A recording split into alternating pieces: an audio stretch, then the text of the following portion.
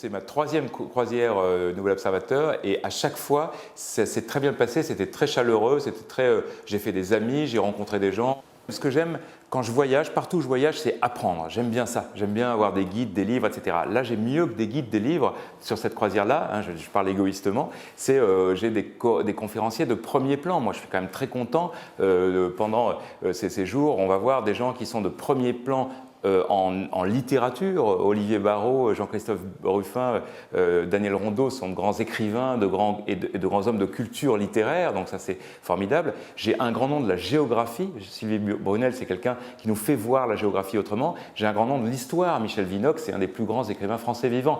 Donc je pense que je ne sais pas de quoi ils vont parler, je ne tiens pas à le savoir pour l'instant d'ailleurs parce que je préfère être surpris, mais je suis certain que je vais apprendre beaucoup avec eux et je suis certain que tous les gens qui seront là apprendront beaucoup avec ces conférenciers. Il se trouve qu'il y a quelques années, j'ai écrit un livre qui parle entre autres de l'histoire de la Méditerranée. C'est une histoire du monde arabe, hein, la grande histoire du monde arabe, mais la grande histoire du monde arabe, elle passe évidemment par la Méditerranée. Et en faisant ce livre-là, ce qui m'intéressait, c'est de commencer l'histoire du monde arabe avant le monde arabe, en quelque sorte, c'est-à-dire de commencer à l'Antiquité.